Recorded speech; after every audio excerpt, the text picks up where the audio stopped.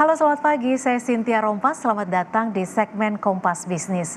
Hari ini kita akan membahas bagaimana pendekatan unik dari sebuah perusahaan asuransi bisa memberikan dampak besar bagi masa depan keuangan Indonesia.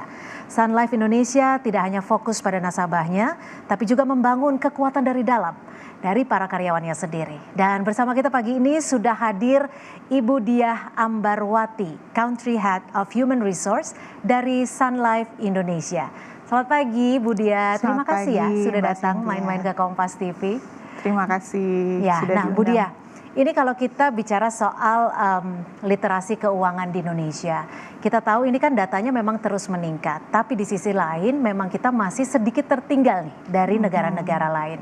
Kalau sudut pandang dari Sun Life sendiri, sebenarnya apa sih tantangan utama ataupun tantangan terbesarnya? Tantangan terbesarnya adalah literasi keuangan ya. Jadi memang kepemilikan produk asuransi untuk proteksi masa depan itu juga harus dibarengi dengan literasi keuangan yang memadai. Jadi dengan literasi keuangan yang memadai, mereka akan bisa lebih mengerti mengapa mereka perlu memiliki proteksi untuk masa depan mereka. Oke, kalau bicara tantangannya, tantangan-tantangan ini akan mempengaruhi dari produk asuransi tidak? Pasti akan pengaruh. Semakin baik literasi keuangannya, semakin sadar mereka dan semakin ingin memiliki produk untuk memproteksi mereka di masa depan. Oke, satu hal yang menarik dari Sun Life adalah yang saya ketahui pendekatan yang dilakukan sebenarnya hal yang mudah tapi cukup penting, employee first. Jadi lebih menekankan kepada karyawannya. Kalau dari Bu Diah mungkin bisa dibantu dijelaskan bagaimana investasi melalui pengembangan karyawan ini dinilai sangat penting bagi Sun Life. Oke, sangat penting bagi kami karena memang karyawan kami adalah duta dari perusahaan kami untuk bisa memberikan literasi keuangan yang jelas bagi masyarakat luas ya. Dan memang itu juga tujuan kita untuk bisa membantu masyarakat Indonesia untuk lebih aman, lebih terlindungi masa tuanya, masa depannya dengan keuangan ya.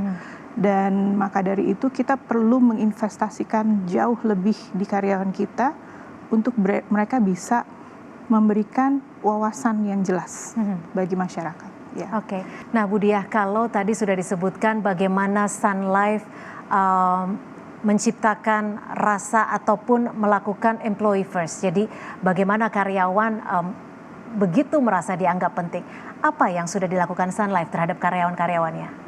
Oke, kita memiliki program pelatihan dan pengembangan bagi karyawan yang secara komprehensif menitik beratkan kepada bagaimana mereka itu bisa lebih percaya diri, lebih bisa menjelaskan wawasan keuangan kepada masyarakat, dan ini kita lakukan dengan berbagai macam platform. Juga kita lakukan dengan kontrol-kontrol tertentu seperti sertifikasi misalkan, karena ada posisi yang mereka memang harus recertify atau disertifikasi kembali supaya mereka lebih kredibel pada saat dan selalu upgrade artinya. Betul, selalu upgrade jadinya. Jadi mereka lebih bisa mendapatkan kepercayaan dari calon nasabah, dari nasabah dengan lebih mudah. Ini dilakukan kepada seluruh karyawan atau berdasarkan apa nih untuk mendapatkan sertifikasi, terus juga literasi dan lain sebagainya? Oke, kita memiliki pendidikan yang menyeluruh bagi seluruh karyawan, tetapi terkait dengan role atau peran mereka, kita juga memiliki program-program khusus. Jadi sertifikasinya itu juga dilihat dari peran mereka masing-masing. Oke, Bu Diah, kan ini sudah dilakukan banyak untuk karyawan dan juga pengembangan diri, artinya sumber daya manusianya ditingkatkan. Apa sih dampaknya kepada konsumen dan juga kepada Sun Life Indonesia secara keseluruhan? Oke, yang paling penting adalah pengalaman mereka bersama Sun Life ya. Kalau mereka berhadapan dengan karyawan yang skilled, yang terlatih, yang benar-benar tahu mengenai apa yang mereka sampaikan, pasti pengalamannya akan lebih menarik. Pasti mereka akan lebih meningkatkan kepercayaan kepada kita, dan ini bisa membawa dampak yang lebih baik. Ya, mereka bisa memperluas portfolio mereka, bisa mengajak keluarganya, ya teman-temannya untuk bisa bergabung dengan Sun Life. Oke, tapi respon dari karyawan positif ya? Positif. Mereka malah menanti nih. Oke. Kapan kita bisa di-certify lagi, kemudian ikut training lagi. Jadi fun dan dinamis ya suasananya. Jadi ketika ada sertifikasi, ketika ada pelatihan, akan berbanding korelasinya kepada konsumen juga meningkat ya Bu ya? Iya, pastinya seperti itu. Terima kasih Bu Diah atas insight dan juga perspektif dan juga tentunya edukasinya kepada masyarakat Indonesia. Dan ada pertanyaan yang juga saya bilang cukup penting nih. Karena Sun Life Indonesia kan sudah 30 tahun. Betul. Waktu yang tidak sebentar sebenarnya. Lalu bagaimana arah strategi dari Sun Life Indonesia untuk pengembangan Sun Life Indonesia dan juga khususnya untuk menghadapi transformasi digital? Ya, tentunya kita ingin tetap berkembang bersama Indonesia dalam waktu yang jauh lebih lama lagi, ya. Dan tentunya program Employee First akan terus ditingkatkan. Kemudian kita juga akan memaksimalkan, bahkan sudah ya, memaksimalkan berbagai macam platform, termasuk di dalamnya adalah digitalisasi, kemudian otomatisasi, ya.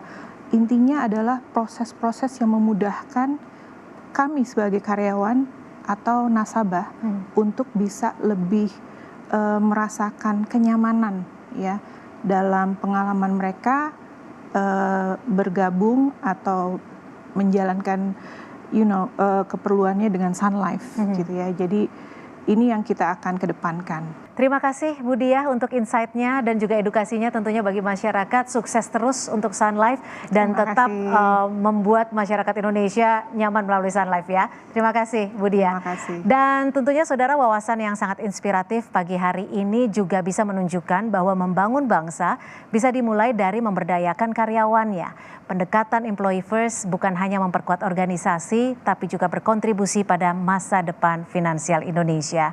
Sun Life bukan sekedar menjual asuransi, tapi membentuk generasi yang lebih cerdas secara finansial. Saya Cynthia Rompas dan seusai jeda, Sapa Indonesia Pagi akan kembali dalam segmen Kompas Bisnis.